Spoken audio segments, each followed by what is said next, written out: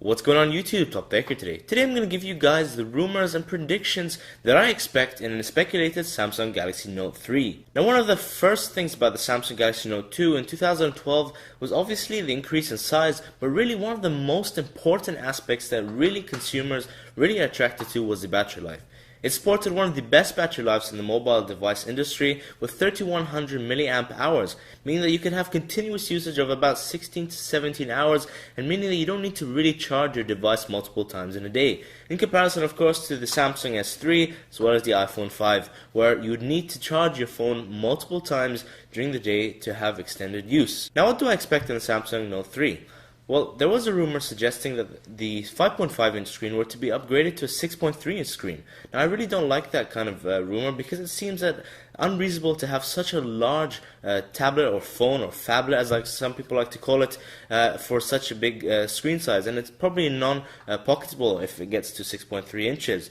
Now, the next 7 right here, which I have, is a 7-inch tablet, and that is quite a big tablet. So imagine having the Note 2 with the S Pen at this size. It'll be kind of awkward walking around like that, walking around with a 7-inch, well 6.3-inch phablet if you like. And of course Samsung already have the Samsung Tab 7.0, so it almost seemed pointless to include a new device that is similar to that size. Regardless, however, of the screen size, I definitely think they're going to put a 1080p display, meaning that they'll have a resolution of 1920 by 1080. Now that is the same resolution found in HD TVs currently, not 4K TVs, but HD TVs, the majority of consumers have nowadays.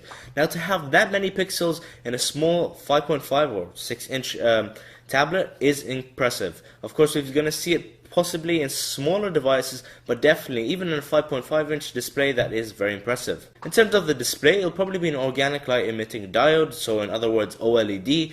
Samsung are quite close to the OLED AMOLED displays. Some people do prefer IPS displays that are found in such as the iPhone 5, for example, which Apple has a Retina display alongside with the IPS display, but really it depends. I personally really like Samsung's devices. I think they do a very good job, especially with the AMOLED displays.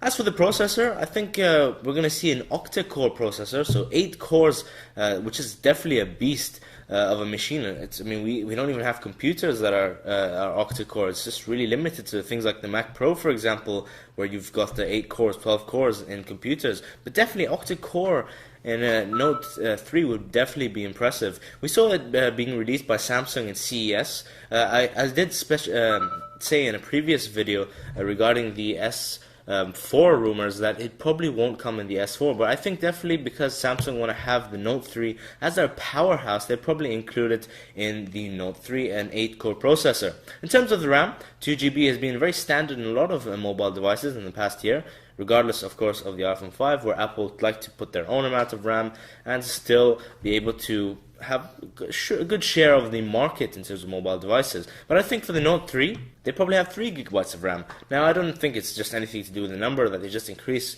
Well, it could do, but I don't think it is. I think that 3 GB of RAM is probably enough for a mobile device. I don't really think you even need 2 gigabytes of RAM if you ask me, especially if they're going to put an 8-core processor.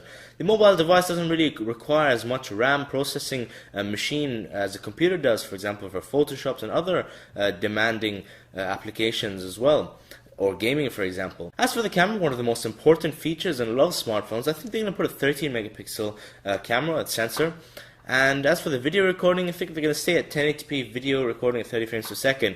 I don't think for the next 2-3 years that we'll see any increase in frame rates from Samsung. I think that mobile devices, even because a lot of DSLRs still only support 30 frames per second, there's only really a small change now to 60 frames. But even then, only a small number of DSLRs support 60 frames per second. So I think they're going to probably stay at 30 frames per second still for another 2 years or so. In terms of the battery, as I said, the Note 2 had probably one of the most impressive batteries on the market in 2012. With 3100 milliamp hour battery, definitely, as I said, put it at the top of the range in terms of battery life. A lot of companies weren't focusing on battery life. They were lacking on battery life in comparison to the other technologies that they were pushing out to consumers. So I definitely think that they should increase and put more technology out in terms of the battery. Of course, the Samsung Note, you've got the extra space. You can definitely pack in a lot of battery, especially because you're going to have even more power hopefully this year. So we'll see what Samsung bring to us in terms of that. In terms of the software, I think by the time the Samsung Note 3 is released, we'll probably have a new version of Android. I don't think that with the S4 Android 5.0 Keyline Pi would be released. I think that Google would rather release that with their Nexus 7 II, if you like, in the summer or something, just before the summer. So I think when we do see the Note 3 eventually, it will launch with Keyline Pi 5.0. But I'm thinking that's more like September time, just after the summer. I think that's probably the best time on a yearly sort of basis to be releasing a new Galaxy Note 2. So that's from Top Tech. If you guys are interested in more videos like this, don't forget to subscribe down below, comment down below, like down below, favorite down below, and I'll catch you later.